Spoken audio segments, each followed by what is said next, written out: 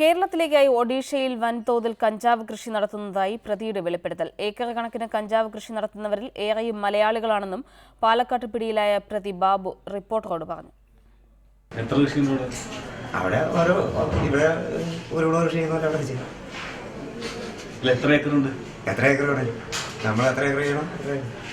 ഒഡീഷയിൽ കഴിഞ്ഞ 10 വർഷമായി കഞ്ചാവ് കൃഷി നടത്തുന്ന ദേവികുളം സ്വദേശി ബാബുവിന്റെ വാക്കുകളാണിത്.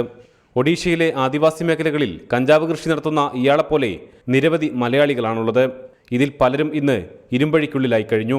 ഒഡീഷയിൽ മാത്രം 25ഓളം മലയാളികൾ കഞ്ചാവ് കേസുമായി ബന്ധപ്പെട്ട് ജയിലിൽ കഴിയുന്നുണ്ടെന്നാണ് എക്സൈസ് ഇന്റലിജൻസിന്റെ കണക്ക്. ഒഡീഷയിലെ റായ്ഗഡ്, മോഹന, ഗജപതി, ബർഹാംപൂർ എന്നിവിടങ്ങളിലാണ് പ്രധാനമായും കഞ്ചാവ് കൃഷി നടത്തുന്നത്. ഇടുക്കി, അട്ടപ്പാടി എന്നിവിടങ്ങളിൽ വൻതോതിൽ കഞ്ചാവ് കൃഷി ചെയ്യുന്നതിന് സാധിക്കാതെ വന്നതോടെയാണ് കഞ്ചാവ് മാഫിയ താവളം ഒഡീഷയിലേക്ക് മാറ്റിയത്. ഇവിടെ ആദിവാസികളെ ചൂഷണം ചെയ്ത് കൃഷി നടത്തുന്ന സംഘം അവിടുത്തെ ആളുകളെ ഉപയോഗിച്ച് കേരളത്തിലേക്ക് കഞ്ചാവ് കടത്തുകയും ചെയ്യുന്നു. ഇത് തടയാൻ കേന്ദ്ര സഹായത്തോടെയുള്ള ഇടപെടൽ വേണമെന്നാണ് കേരളത്തിന്റെ ആവശ്യം.